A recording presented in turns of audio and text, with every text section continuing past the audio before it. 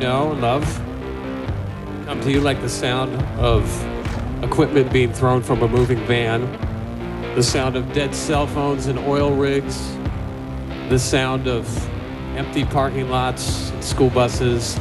They love to live and live to love. Ladies and gentlemen, Jesus Children of America, the White Stripes.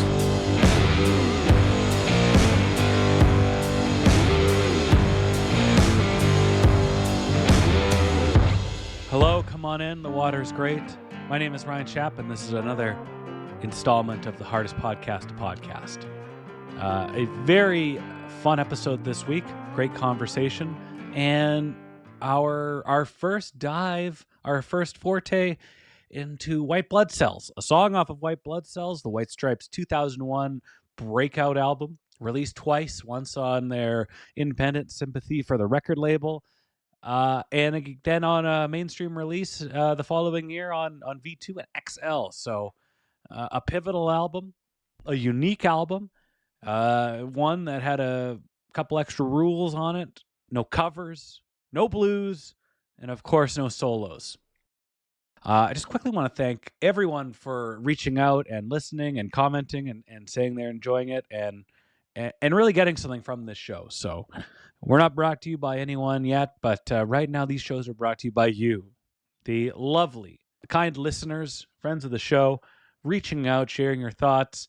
I received some very kind words from Cecilia on Instagram, who dug our last episode with my friend Mike Noble of Hotel Mira as we dive deep into My Doorbell, arguably the White Stripes' catchiest song. And Luke, a bagpiper, reached out to me. So they were dug what I was doing. And they also were very looking forward to Prickly Warren, the track off of Icky Thump, featuring the bagpipes. Those bagpipes are not just for It's a Long Way to the Top If You Want to Rock and Roll by AC/DC anymore. This song is all about a long way to the top for the White Stripes as they chose to rock and roll. This is a really good conversation. My dear friend and former podcast colleague and broadcast and podcast colleague Paul McLellan joins the show this week to discuss this deep cutoff of White Blood Cells. And we dive headfirst into this song. We look at the lyrics that could have been written about a tough breakup or a difficult relationship. But as I continued to research for this episode, I discovered the track's unique live history and began to interpret the lyrics to mean something more, something that resonates with the overall theme of the album. As Jack White said to the Detroit Metro Times in May 2001, and I quote, "The name White Blood Cells for the album is the idea of bacteria coming at us, or just foreign things coming at us, or the media or attention on the band," Jack says.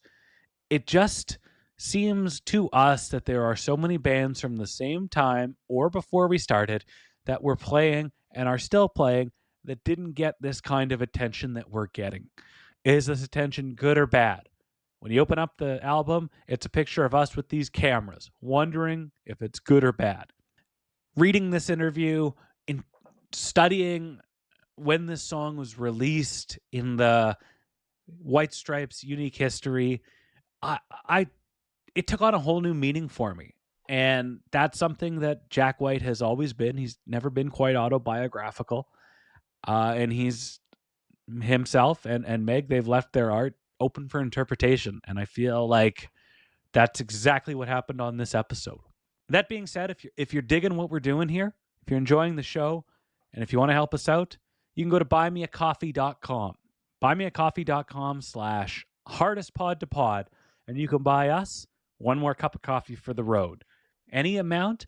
And what that air quotes cup of coffee does, it helps pay for production costs and helps us grow this show's footprint. Because as you know, this show's got a lofty goal of getting the third man himself, Jack White, on this show. Not once, not twice, but thrice.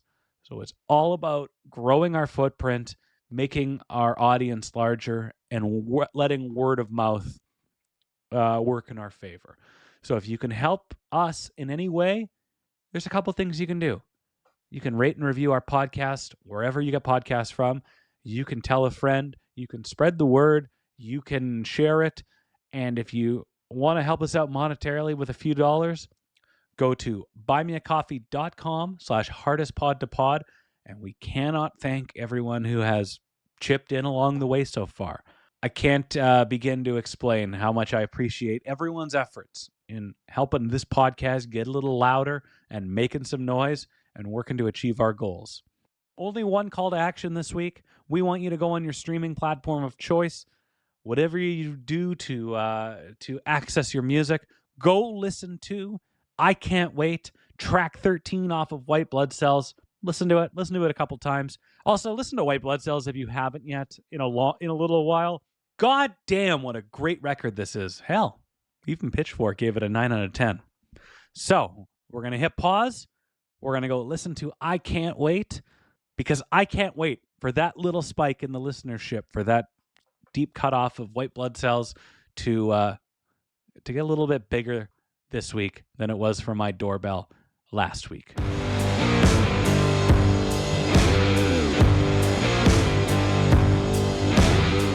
Our guest this week is a old and dear friend of mine, someone I've spent a long time podcasting with, covering hockey in the beautiful city of Vancouver, and someone I've seen Jack White with twice. That's right. Our guest this week is our dear friend Paul McLellan. Paul, Ryan. I asked this to Josh in episode 2, and he took it on a hilarious twist. So I'll ask the same thing. How are you doing today? Oh, I've told you a little about my day. I'm okay. I spent the first half of the day in urgent care. I'm fine. It's precautionary, but I wanted one more cup of coffee and ran into some trouble this morning, burning myself with boiling water. Yeah, Paul sent a message about 90 minutes ago, but still it was quick to let me know that he wasn't going anywhere and we would be here ready to rock and roll. So appreciate that, Paul. First degree burns aside, what is something that's always what's something that stood out and really resonated with you about the White Stripes? I mean, that's a big question. Like I said, was just listening to episode 1. I know all of your other guests or, the Hotel Mirror boys pretty well. I thought this was a Hotel Mirror podcast, actually, when I saw your promo clips. But similarly, I really vividly remember the Lego music video that came out for Fell in Love with a Girl. Yeah, I was a little familiar with them.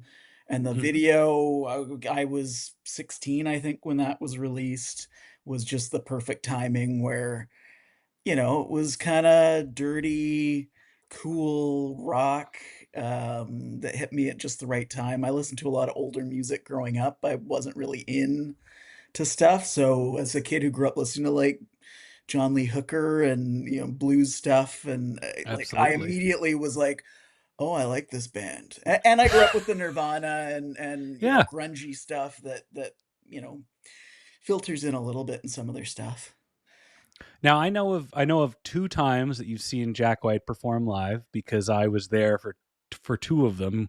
You and I saw Jack White together on the Lazaretto tour at Deer Lake Park, and we saw the Raconteurs at the Queenie Theater in 2019. Did you see the White Stripes perform? No, this is a horrible sadness. I did get into the White Stripes a bit in high school, but it was more college, and right around the time, I guess, it was a live record with the DVD Under Great White Northern Skies. I have it right here. Around. Yeah, I remember, and that was like the farewell to the band. But I wasn't able to go to whatever their last Vancouver show was. But I've seen the Raconteurs. I was trying to remember, at least 2 times, maybe 3 times. I've seen the Dead Weather. I've seen Jack White solo multiple times. But yeah, I didn't really start going to shows until I was in college, and that was around the time the White Stripes called it quits. Sadly. Well, it is sad. It's unfortunate. As I dive further into this project and kind of rediscovering the White Stripes, I feel myself luckier and luckier every day getting that I got to see them, as many times as I did on those 3 different tours. But if there's one thing that will not come into play is the live history of the song we're doing this week, because it was almost never performed live. I was surprised. I had no idea that this was as secretive a song. I sent you a few that I wanted to talk about, and Yeah. that's shocking. When you got the opportunity to speak about the song this week, I Can't Wait, track 13 off of White Blood Cells. Thinking about this song, what's the kind of first thing that pops into your mind? Are you transported somewhere? Does it take you back to a certain era in your life? Because this is a very unique song on a very important album. Yeah, well, when you told me about the concept for the podcast and, look at tracks, and I went down a list, this is one that jumped out at me immediately that I remember. It sends me back to, yeah, driving to and from. We went to college, BCIT, together, in parallel running programs, and this was one I would probably plug in my old brick iPod in my rundown 97 Mercury Mystique that I used to drive to school every day. And I would turn up the sound full on, and I would play. This would be one of the tracks I'd start on, because I felt like it made me feel like cool, and like would get me pumped up for the day. And I mean, there's a lot on that record and just White Stripe stuff in general that I'd play that way, but this song in particular was one I remember just falling back to, like, repeatedly, and for whatever reason it made me feel things. We'll talk about the structure of the song and the lyrics and kind of the story it's telling in a moment. But as you're saying, this is the 13th track on White Blood Cells. A lot of songs on that album. They're not the longest songs; they fly right by. And for reference, White Blood Cells was released July 6, 2001. This is a huge album for them. The critics absolutely loved it. Peaked at number 61 on the Billboard 200. It was their first album to go platinum, 1 million copies in America and in England. And a lot of people hold this album in high regard. It's considered one of the greatest albums of the 21st century. And depending on which establishment, corporate music magazine you can think of, it's going to be quite high on that list. When we get into the sound, we'll talk about the way this song sounds in a bit, but it was the first time, the first album, White Stripes, and To Style, they were kind of ramshackly recorded, whether that was in Jack's living room or wherever. So this was the first time that the band recorded and mixed and mastered in a proper 24-track recording studio. And Stuart Sykes was the recording engineer, and Jack politely asked him not to make it sound too good. This was a common thread through the White Stripes history of, like, let's keep it a little rough around the edges. We don't want it to sound too perfect. You gotta have that tape hiss, even if you're listening on high fidelity compact disc technology. You gotta have the tape hiss. Absolutely. I Can't Wait. 3.5 minute banger. It's your classic White Stripe setup. Everything around, especially at this time, was guitar, drums, and vocals, or it was piano, drums, and vocals. Everything revolves around the number 3 on this, the third album of this. It's pretty raw. It's pretty stripped down.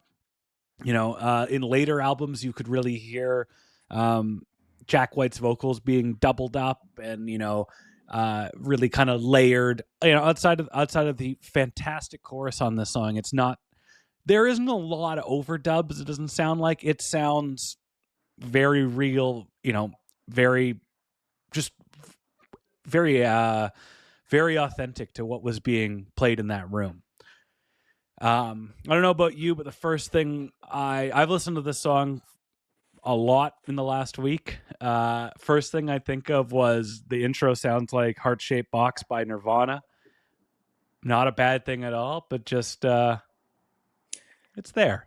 The song, I feel like, from the moment I first heard it, sounded familiar, and I don't mean that to suggest that they're, like, ripping somebody off, but there's some influences or something there that, I don't know, yeah, it felt familiar. I mean, this record too was yeah, you talked a bit about some of the details, but always one of my favorites. I remember at school, we were in broadcast media programs. We had a website and they wanted everyone to put a bio up with like some fun facts about the different reporters and hosts, whatever we're doing. And one was your favorite album. And this Yeah. was my favorite album that I listed on that. I remember in college, and I feel bad that I don't listen to it as much as I used to. But this, even just yeah, talking about prepping for this podcast, I was going. I had it playing while I was in the shower a couple more mornings, just sort of a Yeah. shuffle of this era White Stripes, and it is different than, what the White Stripes and Jack White became as they polished their stuff a little bit more over time. Yeah, it's there's a couple unique things about this album.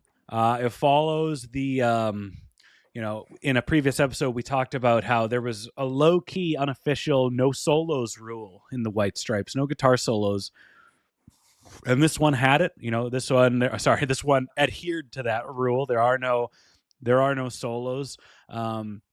I Can't Wait has a bridge that kind of sounds like a solo, but it's essentially just the riff, through his Electro Harmonics Big Muff Pie guitar pedal. So it's very simple and straightforward.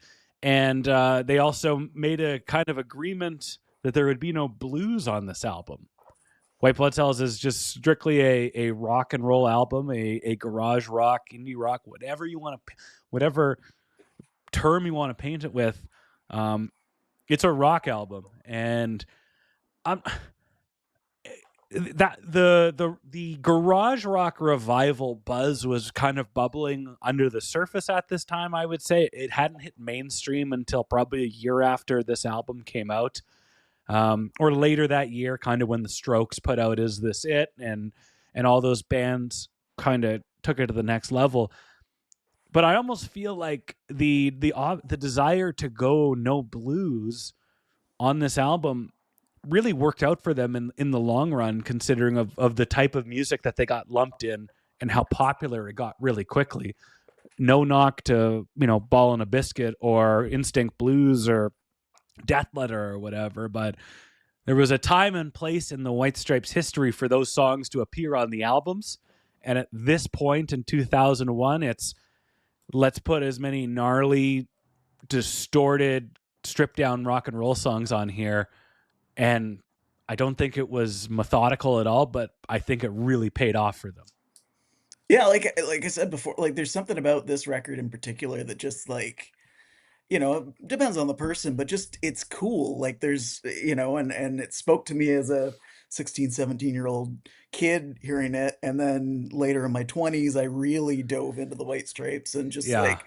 I don't like when you were telling me, oh, you got to talk about what you know and like about this song. I kept coming back to just like, it just made me feel cool. It made it seem like, as someone who grew up in a rather relatively conservative Sure. religious upbringing, I feel like this, among some similar music, just that gritty rock was something that I needed in my life right now. And as you said, for the Stripes, it was something a little bit different, but I mean, it does still sound very much like when I think about when I hear about the White Stripes, the vibe that I feel inside when I think about them. No, it's no question. And for like, uh, I would say every album sounds a bit different than the last. There are a couple of threads, there are a couple of common themes, but yeah, this sounds exactly like the White Stripes, but then compared to some other songs, like just the polar opposites. Even though it's all the same factors and all the same elements are there, it's just, I don't know, it goes to show how dynamic such a forcefully stripped down and forcefully simple band they are. And I'm just growing as I revisit all this music with my grown up eyes and my grown up ears and my grown up heart and brain, it's really, really special music. Yeah, and I mean, this song in particular has some themes that I think are very relatable and maybe relatable in different ways at different stages in my life now that I've listened to this, where Yeah. yeah, definitely the older I get, the more I realize I probably am, neurodivergent in some way. So just listening to struggles about relationships when I think back, but like I Yeah. just didn't understand the world the way the majority of people did, whether that was relationships or friendships or whatever. Of course. And this is one that sort of comes at you like it's very simple. It's about, whether, I'm sure there's some interpretation there, but sort of love lost and but then the sort of stickiness, the challenges that can come, especially I think with younger folks, that you want to try to push through some problems. You want to try and reunite after a breakup potentially, but do you? And is there some spite, some Yeah. vengeance, some what are the motivations in there? Like he fits a lot into what is really like a short, simple song.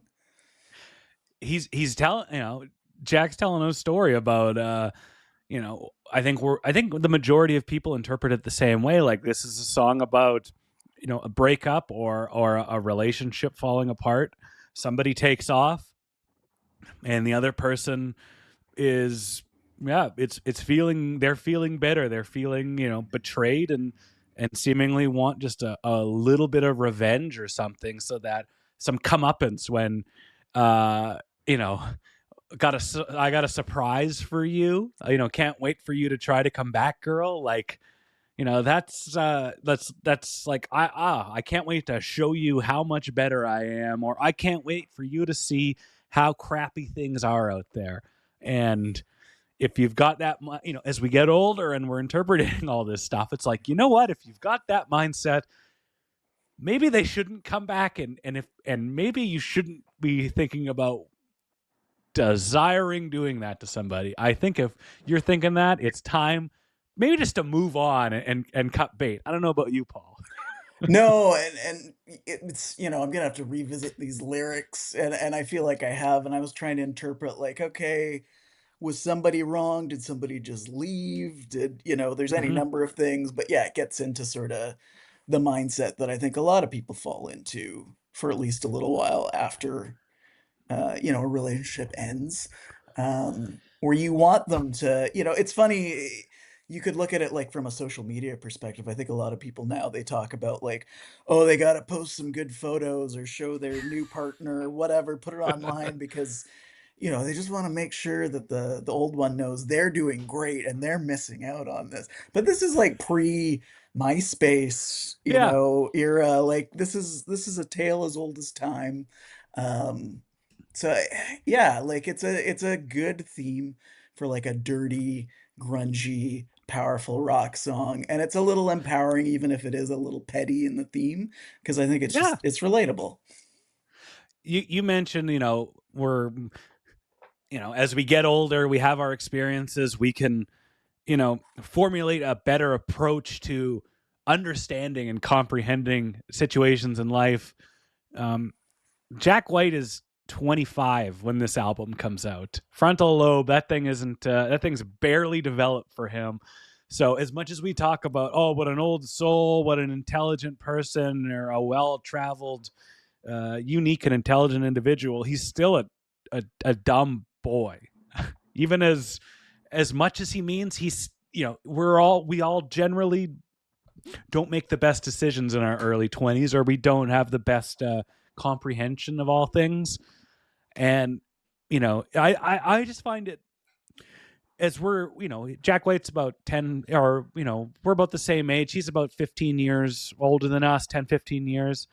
And like it always seemed like, oh, that's an older person, they've got it all figured out. Now you're like, you get to that age and you get older and you're like, oh yeah, that's it's a good song, but he's a little he doesn't come off the best in it. You know what I mean?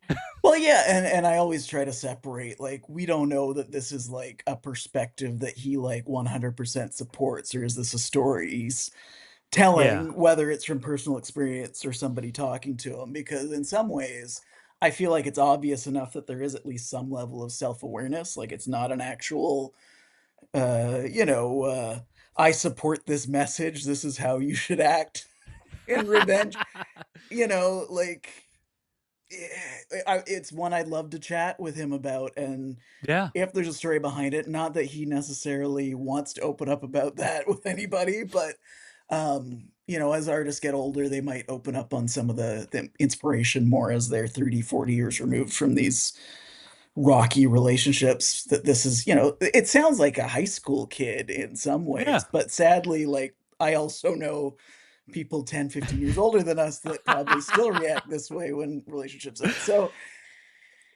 If Jack's ever been one thing, he's been someone that can write a song as a narrator from a perspective yeah. completely removed from his own.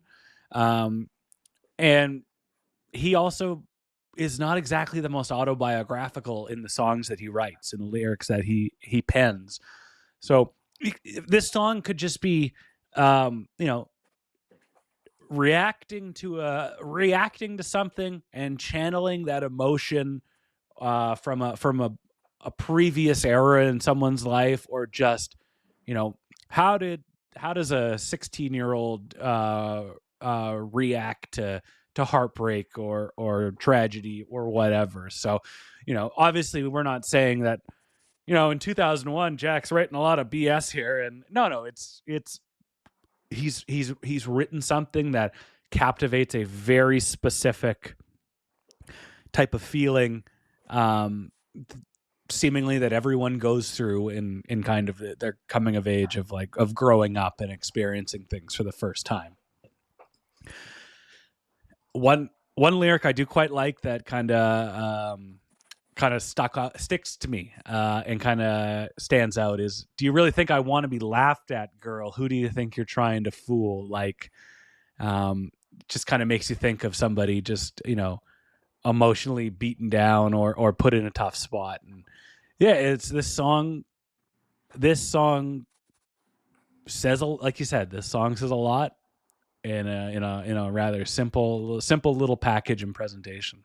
Yeah, I mean, the lyric I kept being drawn to, "I wish this house felt like a home." I mean, Oh, it's a theme in a lot of songs and poetry and film and whatever, but, like, it is a concept, I think, especially if I was listening to this in high school or whatever, like, whether it's challenges you have at home with your parents, or then as you get older and you're living with a partner or roommates, or, you know, like, it's very hard to capture that feeling, even, you know, they know home is where the heart is, and, you know, we're doing a lot of work these days actually reworking terminology used in regards to unhoused persons, and like, sure. it's but when you dig into just that separation between house and home, I mean, to have that thrown in there, especially if he was basing this off an early relationship, yeah, it's another realization that seems sort of like, right in line with a lot of folks around that age as you're trying to sort out sort of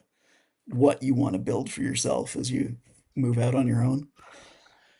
Couldn't agree more. I found a great interview at the time from the Detroit Metro Times in May 2001. So roughly 2 months before this album comes out.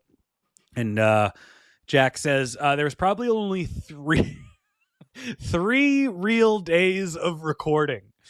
We really rushed the whole album to get that feel to it, a real tense thing coming out of it. Then we got back, did one more day of recording and remixed it. By that time, the engineer was really on our side and everything. It came out a lot better. This is our first album we ever got mastered. It's really loud. You know, do you get that sense? Not one, it's a loud album. Two, it feels tense. Yeah, tension, it feels a little like a live album in spots in some ways, but yeah, I mean, it kinda falls in line with the things you hear about what Jack was trying to do as they tour, and he'd, you know, have his equipment just out of reach. Like, he wanted to, I don't know if he set the 3 days for recording beforehand as that type of challenge for himself, or if it just happened, but I imagine at the very least that helped build into it seems like his philosophy is very much he likes self-created hurdles to put in front of himself to make the music a little more emotional, maybe? Yeah, urgent is Yeah. is a very good word for it. Yeah. It it like when when it is rushed, when it is tense, you can kind of pick up on that through, through the notes, through the music, through the lyrics and the way that somebody's singing, that like it creates something that isn't, I don't know, that maybe isn't there with a perfect sounding song.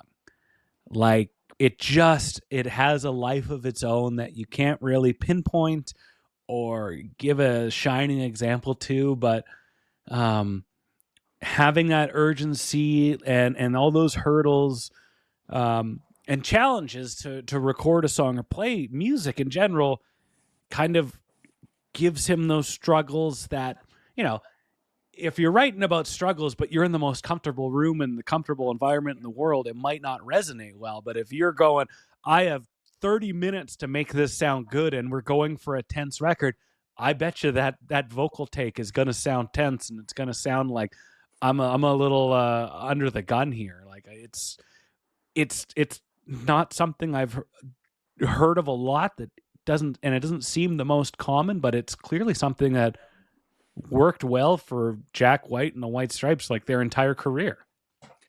Yeah, as you're talking about this, I'm sort of going through my head, like, I'm not a musician really myself. I've dabbled a little growing up in some instruments, but I've hung out with a lot of musicians. I grew up with a lot of people that were in bands. I was the roadie for some friends touring occasionally. And then, yeah, in Vancouver, I wound up doing a lot of music journalism, and I was thinking I'd shoot a lot of live sessions with bands. And the whole concept was we do a few takes, we take the best one, but like it's gonna be a little rough. Like you might be a little off key.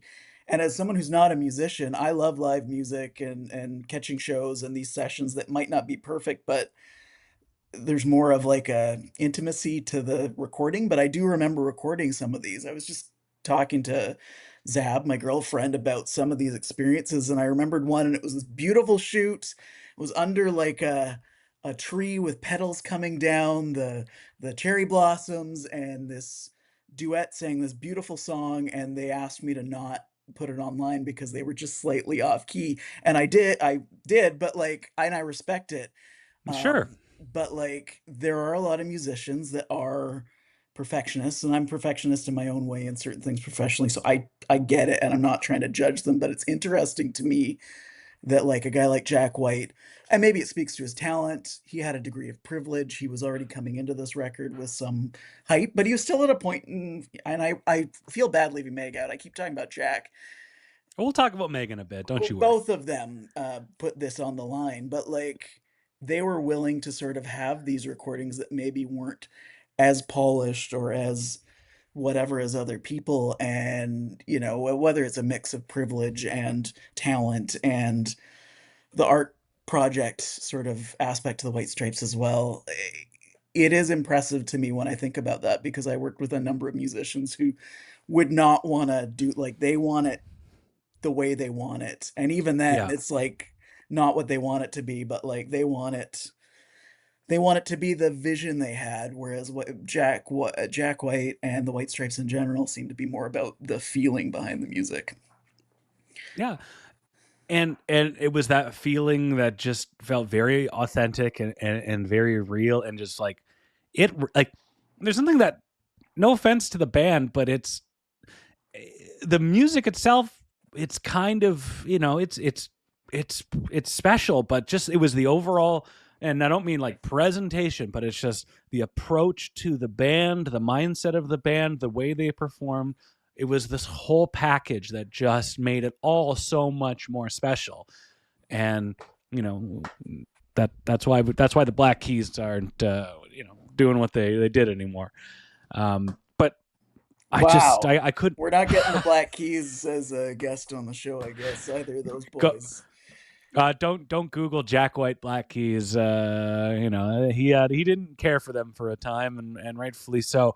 But it's perfectly imperfect. It's all those cliches, and and this rushed 3-day recorded album. We spent the first half of this show kind of talking about how unique it sounds, how good it sounds, how just overall like how special it is. So it kind of cracks me up that there's still, with that conversation, there's still this like rushed, chaotic, difficult, element to it. And it's quite, I don't know, it's so cool. And like the way you said, describing how it sounds, sometimes you just fall on, it's really cool. It definitely, like, it gave a degree of edge, I feel like, at a time in my life where I didn't feel like that was something that was, like, acceptable or normal, but this came in a Yeah. way I could consume it and didn't seem to offend anybody, but at the same time, it was empowering in just its dirty, grungy, mind-opening way, yeah. Unoffended every way, says PMac. Couple of things on this album. Listening back to it, I'm not saying it's an people have long speculated that Dead Leaves in the Dirty Ground could be about Jack and Meg's divorce. People really quickly forget that this album came out within a calendar year of their marriage dissolving. I feel like that could be quite the inspiration of just like, you've been married for 4 years, you have this important relationship with someone, and you're trying to make it work, but you've also got this band, and you're kind of, I'm grappling with this success in a way like, well, if I just, in any healthy breakup, you just kind of cut loose, but in this, we got a pretty good thing going, and it just kind of muddles the water of, how significant is this? Is this something that we can continue? So I think that like, it's obviously not Rumors, but it kind of feels like a bit of a breakup album to me. And I listened to it back kind of front to back a couple times, and it just feels like after We Are Gonna Be Friends or Offended Every Way, it goes into aluminum, and it just kind of feels like it's over, and we're gonna try to get back on track, whether it's together or on our own. But really feels like heartbreak is a key theme on this album. And what was, we don't try to veer too broadly on this show and kind of keep it to one song, but is that some of the themes that maybe you take away from this album, or was there something collectively that stood out for you? Yeah, no, there's a bit of a mournful, um, but also bitter. Yeah, like I don't know if it's entirely about that particular relationship, but I could imagine if that is the space they're in coming into it. It's not just that. I don't know, at least in my personal experience, I feel like when a relationship has ended, I reflect back on, other relationships of the past, like, there's a chapters in life, and it does feel like this album might be sort of collecting. Again, they're both pretty young at this point, but, definitely a time where that might be more top of mind relative to the previous Yeah. recordings for the 2 of them. Mm-hmm. I couldn't agree more. One other thing, I absolutely love the way White Blood Cells ends, and Now Mary and I Can Learn, or sorry, I Can't Wait, and to Now Mary, I Can Learn, and then finally this Protector. It really reminds me of the end of Abbey Road, Into the End, Came In Through the Bathroom Window, Golden Slumbers, and the other one, like all of those songs that individually you kind of don't think of immediately in terms of Beatles, but when you kind of think of like, oh, you're thinking of albums, you go, oh, immediately side B of Abbey Road is just perfect together, and they kind of need to be all together, and a lot of the times on the radio you'll hear them all together because it is one big medley. This stretch of songs really resonates with me. It really feels like that in a bit of a stripped down indie rock kind of version, because like I just think that like this Protector perfectly closes, it's the perfect coda for this stretch of songs, just and telling the story and and tying them all together. I really love side B of White Blood Cells. Yeah, going back to sort of when I was saying I was looking at the list and this one jumped out because I would start on this one. I feel like I'd want to play through those last, 4 tracks on that record repeatedly more than and I'd listen to the whole record, probably have it on Yeah. loop, but, like, I would start there and then loop around to some of the, I guess the bigger hits, the first couple. I mean, Hotel Yorba was, like, the only song I could play on guitar for years, and I haven't played it in years. I could probably still play whatever, 3, 4 chords, and, like, there's some good ones on this record, but you make a good point, like, this is not necessarily there are some singles on there. Fell in Love with the Girl, but otherwise, like, the singles aren't even ones I think that people are I guess it depends on the person, but it's like it is definitely a package as opposed to just a couple of hits, which that was still tail end of the '90s, and I feel like the '90s was, "Okay, we gotta release this single, and we gotta have 8 or 9 or 10 other tracks on here," and, Yeah.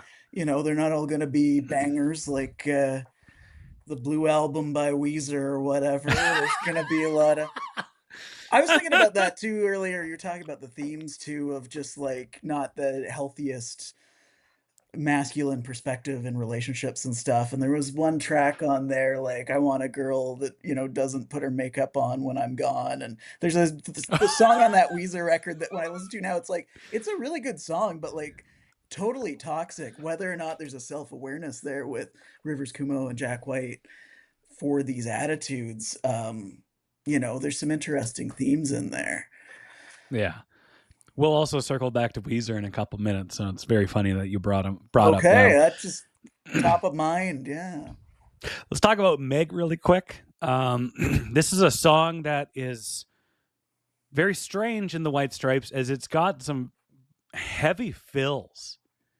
Like I never really clued into that, and she's just doing that fill on the snare drum going into around the chorus, and I was like, God, I'd never, it really stands out as a unique White Stripes song because of her calling card and the way the band was structured. Her drumming was as simplistic as possible, and I think something that really stands out and kind of makes this the first song that you turn on the album in the car really loud is that badass snare fill going into the choruses and throughout the chorus. And I thought, man, like, hell yeah, that there's a lot more to the, as you peel back the onions on these songs, there's just that little bit more every time. And I think that's a very important part of this, of the way this song is structured and how it all sounds. Yeah, not to be forgotten, yeah, as much as, like I said earlier, Meg gets forgotten too often in these conversations, and I think she did bring a lot more to that band than people give her credit, and, yeah, her drumming, like, it is are we gonna keep slamming, like, the Black Keys? It's like, people love the Black Keys because you got those cool drum lines and stuff, but it's like, White Stripes, it's a whole sum of the parts, even though there aren't a whole lot Absolutely. of it's not Arcade Fire, there's not 17 people on stage. And it's funny because the bands I loved the most 10, 15 years ago were like Arcade Fire and Typhoon that would have a whole orchestra of people on stage. And then I also loved these like two-piece bands and stuff like the White Stripes, any number of them. Of Trying to think course. that local band. Oh my God. Oh, why am I blanking out? The White Stripes of Vancouver. Anyway, Japan Droids. Japan Droids are good. But they're a two-person band too. I was thinking of that other band, and I feel terrible because I used to listen to them all the time, and now it'll come to me. It'll come to me. Death from Above, 1979, on the two-person band. Another Canadian two-person band. As you track down who that Vancouver band was to give them their flowers, we'll move on to a different segment. This is the Song's Legacy, and a little segment we call Little Room, Big Impact. Do you have it, Paul? What, the name of the band? Yeah. I'm too distracted. I'm not good at Okay. multitasking these days. White Blood Cells was beloved by Pitchfork, the always curious reviewer gave it 9 out of 10. They loved it. And Rolling Stone gave it 3.5 out of 5. And Pitchfork said the following: White Blood Cells doesn't veer far from the formula of past White Stripes records. All are tense, sparse, and jagged.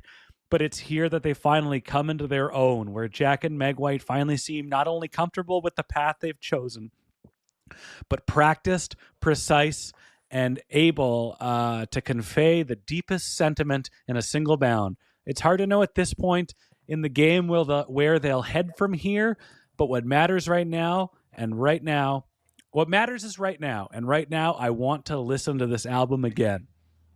So they loved it. Stereo Gum was very very appreciative of it as well.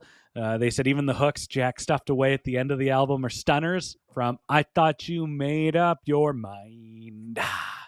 That's more Metallica than White Stripes. On the Scathing Rocker, I Can't Wait, talking about This Protector. I think that's what's great about White Blood Cells is there's these hooks and these perfect little melodies that are just not buried at the back of the album, but they're just waiting for you. And not everything can be track 1 and track 2. And in terms of popularity, this is a hell of a deep cut. This struggling upstart band, the White Stripes, and this rare song only has 3.885 million streams on Spotify right now.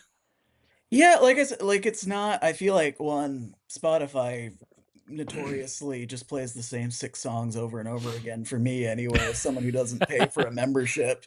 Um, but yeah, I feel like Deadly's on the Dirty Ground, Hotel Europa, Fell in Love with a Girl. You might get those sort of in a White Stripes blender automated AI, but I Can't Wait is even a song that like I was scanning down the list going, oh, that's one of my favorite White Stripes songs. I haven't listened to that song probably in a year or two. Why is that Yeah. and it's just not one that comes up in the automated suggestions and stuff. And speaking of automated suggestions, I don't get my old indie rock that I was so into back when we hung out in our downtown Vancouver days. Pack AD was the band I was trying to think of. It's Vancouver's White Great Stripes. band. Beautiful band. Similar vibes to the White Stripes. Totally. Similar color scheme. Very cool presentation, I would say. Very big fan of the Pack AD. Fun stuff. Very like simple blues rock in the best way possible. And anyway, big fan. I love it. There's no video to talk about for our lovely segment, Get Behind the Camera, Satan. But I just want to say this before we go into our next segment, that to wrap up, to put a bow on the actual song on the album, I Can't Wait. Kind of jumping to this conclusion myself, I think it really represents the emotional intensity and simplicity that define the early sound of the White Stripes before they evolved into their more ambitious sonic territory on Elephant and Get Behind Me, Satan, and of course Icky Thump. Which leads me to our next segment. A name we were struggling with until Josh politely said, just call it LPH, Live Performance History. So Paul, are you ready for the live performance history of I Can't Wait? I am ready. Should I have said I can't wait? I've already read your notes, so I was already shocked, but please share with the listeners also what you found. I am also shocked. This song was only performed 3 times live. And in 605 White Stripes performances that are cataloged on setlist.fm, everybody's favorite website, only 3 times. And only 2 times, I will say this, only 1 time that I can confirm that it was played in its entirety. And we'll get to that one. Unless Ben Blackwell or somebody from Third Man Records is going to tell me how wrong we all are, please do. Send us an email, hardestpod@gmail.com. First time it was played live was 15 months before White Blood Cells was released Dead Leaves in the Dirty Ground was also on this set list. That's a song that had been kicking around since about 99 or so. There's a couple of Detroit era bootlegs that you can hear. You can hear some songs that sound an awful lot like songs off White Blood Cells, performed by Jack with another band. But we go to June 7, 2001 at the Gold Dollar in Detroit. Paul, how well versed are you with staple White Stripes Detroit venues? How many can you rattle off the top of your head? None. I at one time was very obsessive about this kind of thing, and it's all gone. Okay, well, you're in luck. Basically, the White Stripes were getting really big at this point. We're transporting ourselves to late 2000, but mainly early 2001. You know, we all have already said it took them 3 days to record this album, so it's not like, you know, they're in the studio for most of, you know, January to June to put this out. 2001, they played on some rather high-profile tours. They opened up for Pavement. They opened up for Sleater Kenny or is it Sleater Keeney? I should know this, but I don't. Slater Keen. Oh, It's that we'll call him Slater Portlandia Kenny for tribute now. band, right? No? Is that rude? Portlandia was a tribute to them. Yeah. So they opened up for Sleater Kenny in the U.S. and they actually opened up for Weezer for a handful of dates. So there's our tie into Weezer. I thought there was something between those bands. I mean, that's my high school listening. Just loop some Weezer and some White Stripes. You know, there's a few others in there, but that was about it. So the White Stripes are getting big. They're getting notable. June 7th, 2001, they played the Gold Dollar in Detroit, Michigan. The Gold Dollar is one of their long-standing gigs, venues that they played a lot at. It was the Gold Dollar, the Magic Stick, and one other that I don't have in front of me. But, you know, they basically said, oh man, we're getting pretty big and we're about to go out on a giant tour. Let's book some shows. Well, the White Stripes are getting pretty big in Detroit, so their last 3 shows at the Magic Stick had sold out.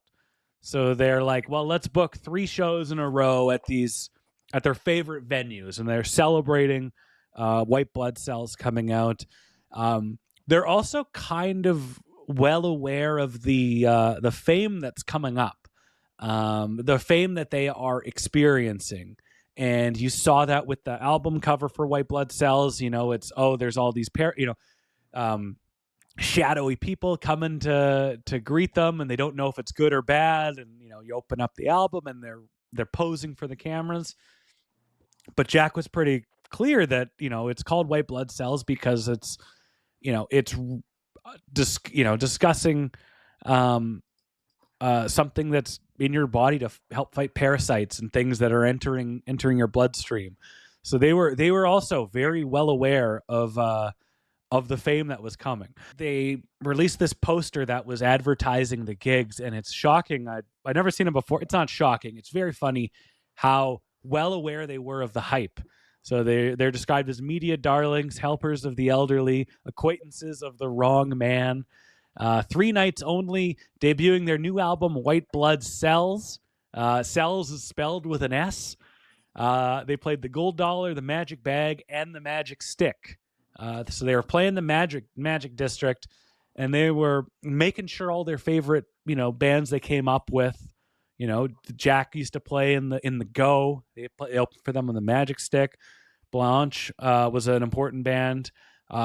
Greg Oblivion, he's the one who sold Jack White his airline guitar. That's, you know, one of the most famous guitars, you know, of the 25th century.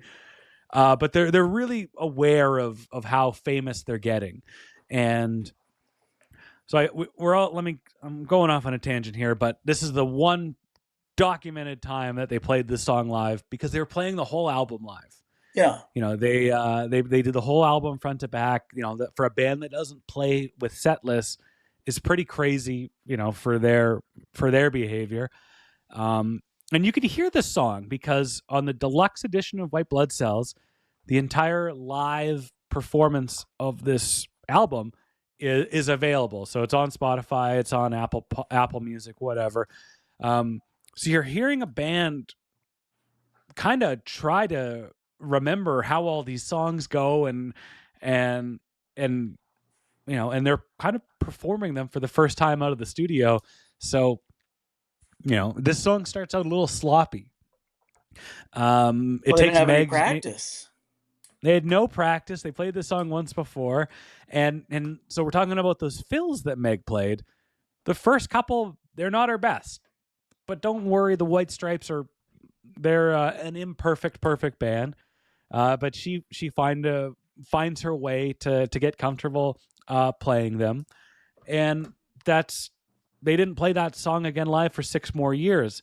But I bring this up and I put all this thought into this because looking back to the lyrics and looking back to the themes of this song, it took on, like, Jack always wanted, and the White Stripes always wanted their music and their art to be interpreted by however people were listening to them.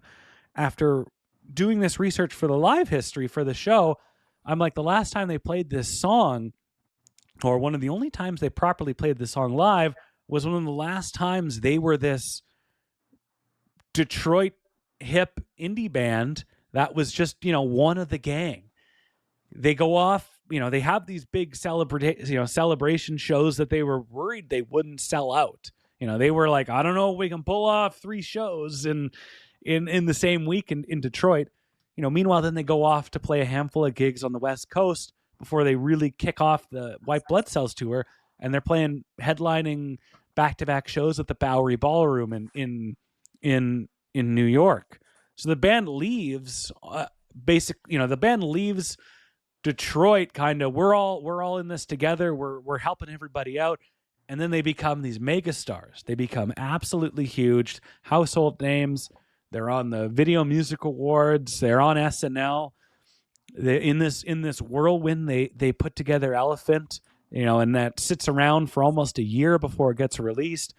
And then they talk, you know, they come back to Detroit, and they're not welcome back. It was this close-knit kind of hipster, and Jack White did not like the term hipster or what it represented back then, but, you know, they didn't want to be associated with that, because that's kind of what was waiting for them when they got back. It was a group of musicians and artists and friends that, like, well, you're too big, you're too popular now to be part of this scene. And it caused Jack to move into a bigger place in a different side of town in Detroit, and then eventually relocate to Nashville. And he was very candid, and we talk about it in our the I'm Lonely episode, our with Charlie Kerr. A lot of the stories about Get Behind Me, Satan, a lot of the themes and the inspiration were all the struggles that the White Stripes had with their former scene in Detroit. And it begs the question, I don't know if they outgrew it or if the scene didn't want them back. And so I look back at these lyrics, and it could almost be like Jack White is singing them to the scene that doesn't want him anymore, or the scene is saying it to Jack White, like they've made up their mind, and we're kind of over you. We're done with this. You're too big for us. And it really, my perspective of the song and my mindset towards it completely changed when I realized just when it was recorded and published, and in the White Stripes history. So that's my rant, Paul. What are your thoughts? Yeah, no, I haven't really thought about it in that. Like I said, I've sort of been out of my White Stripes listening and hyperfixating and, you know, super fandom of the yesteryear, but it's a very interesting point, and I mean, that's a real part of what many might consider sort of the toxicity of sort of music fandom, music media, even into the record label side of things. Just the Arcade Fire's had a lot of songs singing about, you know, they build us up just to burn us back down, or whatever. Those Rococo, I think. And Mm-hmm. whether it's sort of the sellout thing, which, still exists now, but maybe goes back a little bit farther, or just that hipster sort of, um, whether, you listen to music because it's kind of a game and you want to outcool the next guy. Yeah, like I don't think that's as big a thing now. When I started talking to some of my younger friends who are in their 20s now, and what was it like being like a hipster in the peak hipster era? And I was, as bad as the next guy in cases of, there were a couple websites kind of like Spotify, but they were like, you got credit for being one of the first people to like a new song from a new band. And it was totally trying to dig into that, well, Yeah. I've been listening to, insert name of Pack AD or whatever since way before they had that one single that wasn't even really that big a hit internationally, but some people have heard of it now. But you wanted to be the person who was on, I have a burned CD from We Are the City that I really prided myself on because they got kind of big in Vancouver and BC, and Dan Mangan and those types of guys. It was Of like a course. badge of honor to be like, oh yeah, I saw Shaky Graves at the Electric Owl. If I slip into it, I can just start big leaguing you 100%. But yeah, it's an interesting aspect that, they were probably right at the front end of hipsterism, whatever you want to call it, where it was just cool to be a cool band that no one's ever heard of. And you're not cool if everybody's heard of you. Like it's this weird, toxic, anti-success. Who knows how much that's damaged me as I continue to pursue working for semi nonprofits in my life. I don't want to work for something successful. That's not cool. I I love that, and it is true. Like this, I don't think that was really a thing in the 90s or in the era before this, I'm but with sure it this. was, but like not to the extent it became. Like I feel like Mhm. 2000s, like the whole hipster thing, like all the memes were like, wearing the black, Rivers Kumo glasses, and like I liked whoever before they were cool. And yeah, probably started a little bit in the 90s, and I'm sure it's existed to some extent all along. Yeah.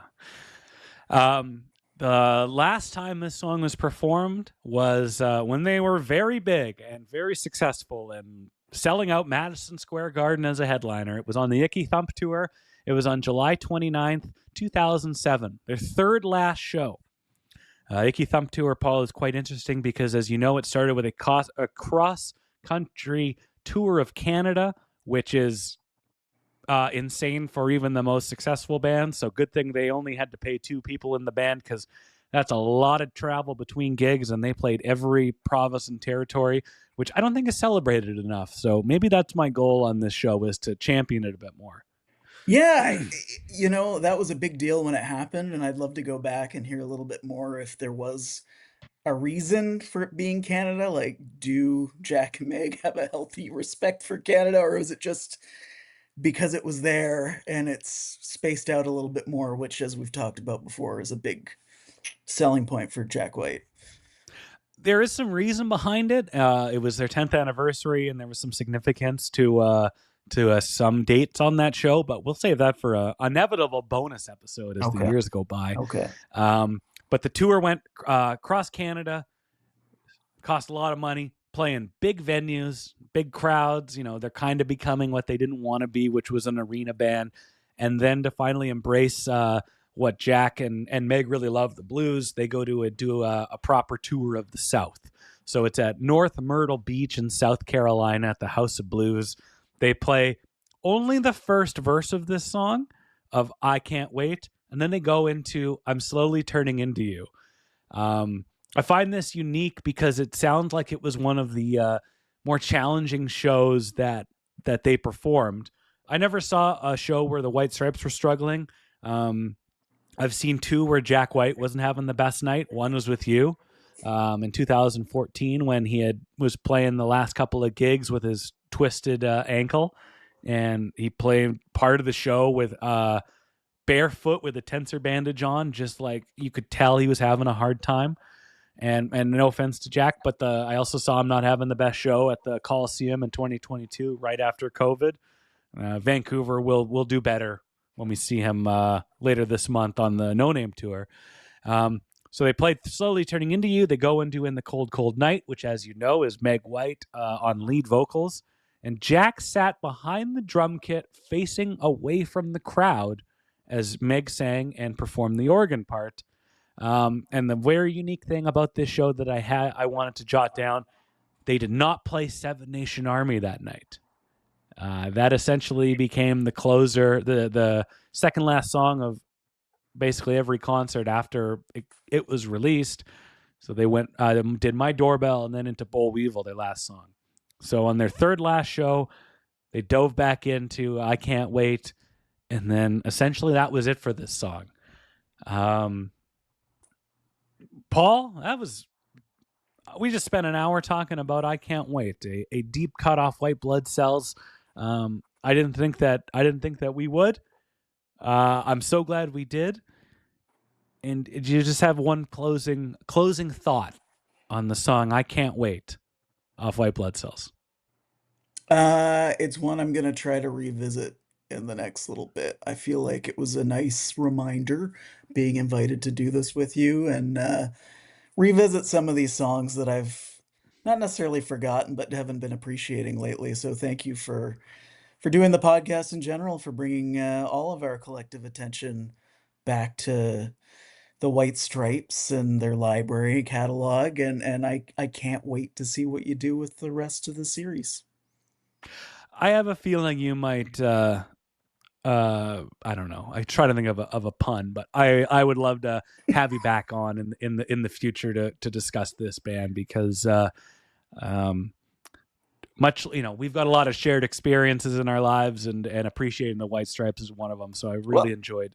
The White Stripes is one of the reasons I think we became friends in school. We were like, oh, you're a White Stripes fan. And from there, we're still hanging out however many years later it is now, almost 20. Yeah, geez, I was going to say 10. I'm like, no, 15. It's 20. 15 and a bit now. As we wrap up this conversation, I just want to say one thing. A tip of the cap to Meg. Thank you for the badass fills, because I don't think this song would go as hard as it does without you just beating the shit out of that snare drum. So one of the many tip of the caps to Miss Meg White on I Can't Wait. Amen. All right. That was I Can't Wait off of White Blood Cells. That was our dear friend Paul McLellan. We hope you enjoyed it, and we hope to see you next week. I know what the song is next week. You don't, but I do. And it's going to be a fun one. And it's an important one, and it's a significant one. It also came to my attention that we did not do a progress report on our goals to get Jack White on the podcast. Well, simply put, no news is good news. We're working on it. You're working on it. I'm working on it. The Hardest Podcast, a podcast, is working on it. The Hardest Podcast, a podcast, is hosted and produced by Ryan Schaap. Artwork by Catlin. Amanda Schultz is our intern.